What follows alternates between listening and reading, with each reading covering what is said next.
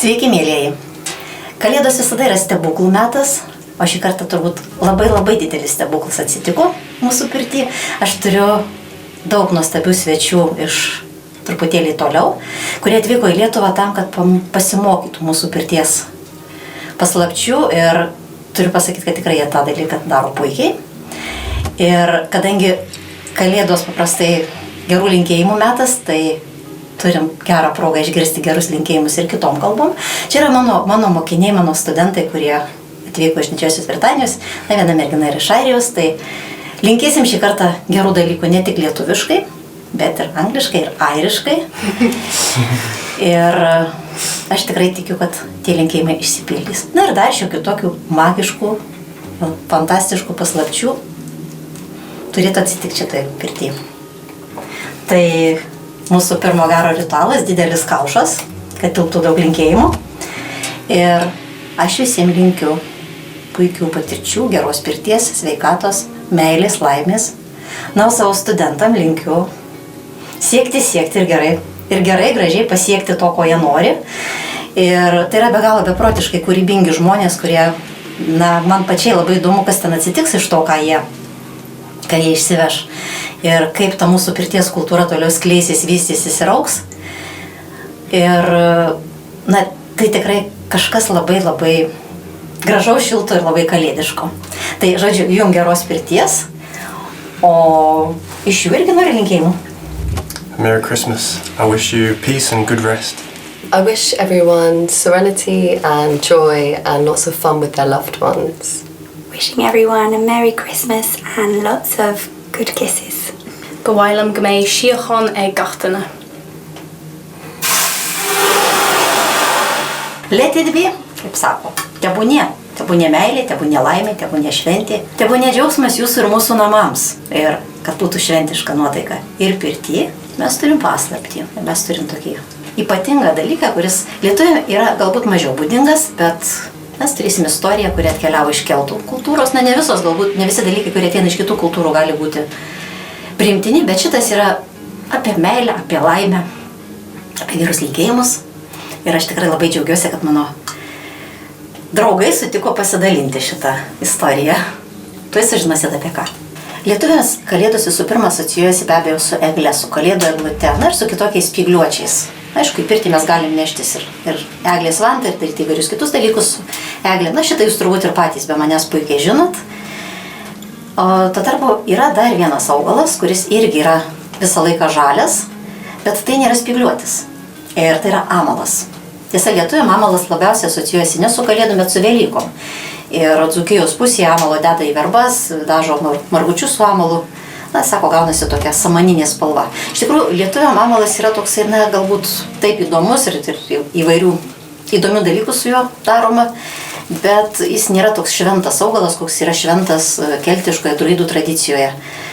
Ir mes galbūt neturim tokių ypatingų papročių, kadangi jis netaip jau seniai pradėjo plisti taip stipriai, nes tai yra parazitinis augalas, parazitinis krūmelis, kuris augant dažniausiai ant įvairių lapuočių medžių, ant obelų, ant beržų ir panašiai.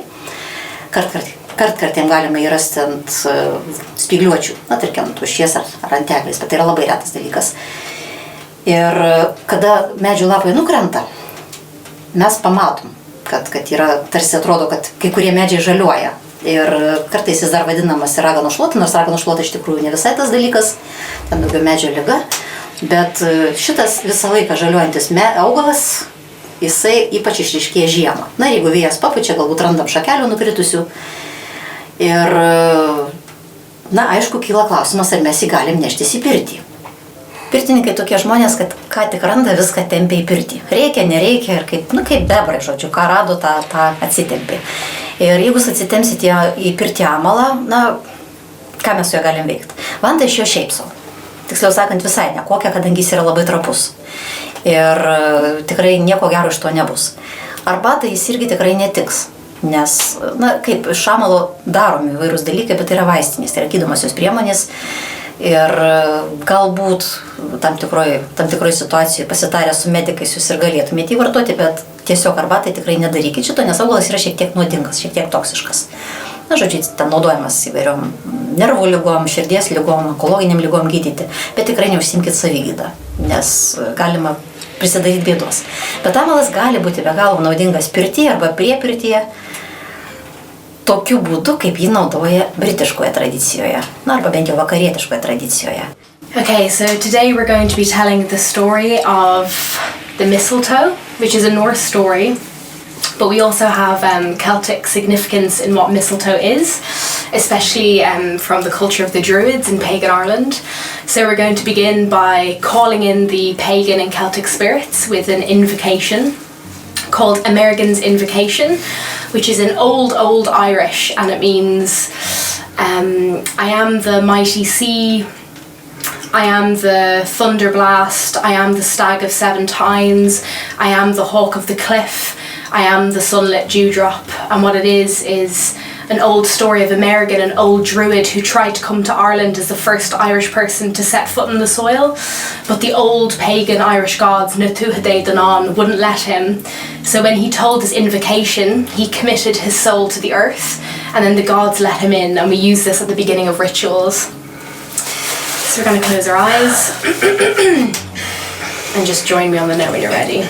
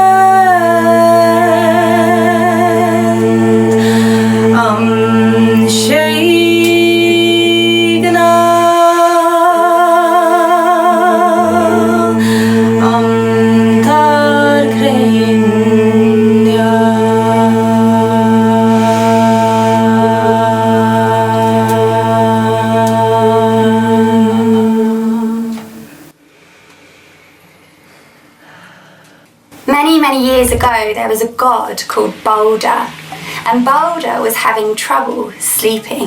And you know what he was worrying about? He was worrying about death. He was thinking about all those things, all those plants, all those animals that might kill him.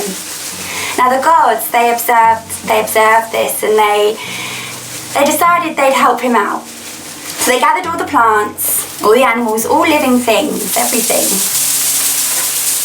And they said, look, we want you to make a promise that no matter what, you will do nothing to hurt Balder.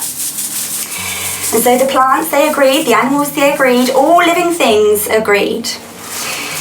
And things went on as usual, and the gods, they tried throwing stones, throwing rocks, throwing swords at Balder, but nothing would hurt him. Nothing.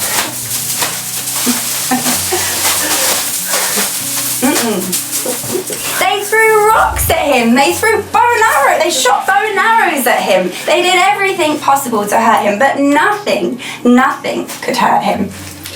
The plants had listened well, the animals had listened well, all living things had listened very, very well. Now one of the gods, a mischievous god, he'd been observing this scene and he thought to himself, this is very strange. Surely there's one plant that could hurt him. And indeed there was. A little baby plant who'd been too young to make a promise. And that plant was called mistletoe. So the mischievous god was called Loki, and he went and he took the mistletoe and he took it to his brother, who was called Hother. And Hother was in fact blind. And Loki gave the mistletoe to his blind brother Hother. But being blind, Hother didn't know what plant he was holding. And so he hurled the mistletoe across the land.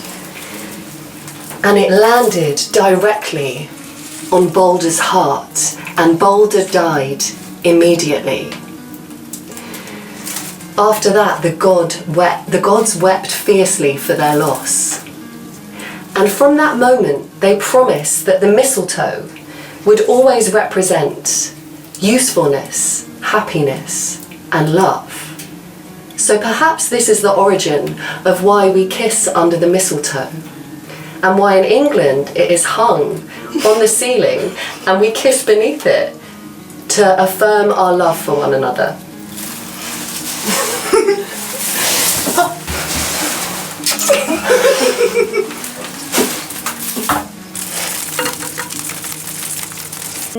One, 2, 3, 4. Christmas time, mistletoe and wine, children singing Christian rhymes with logs on the fire and gifts on the tree.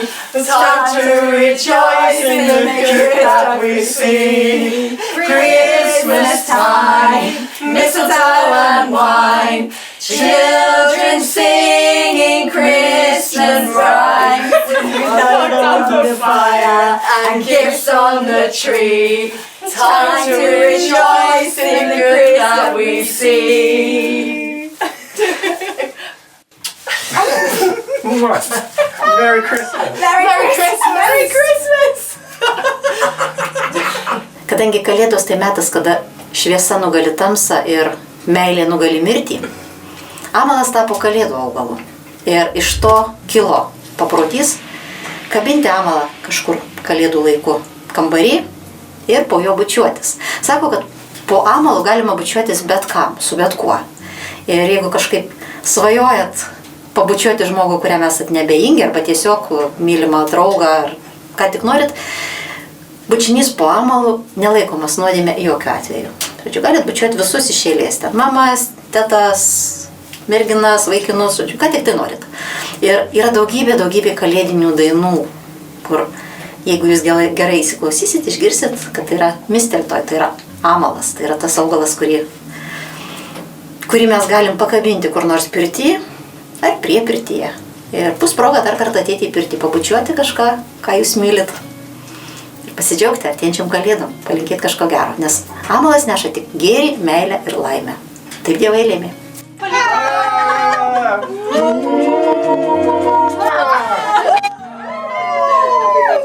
Gražių Kalėdų, meilės, laimės, džiaugsmo, gerų pirčių.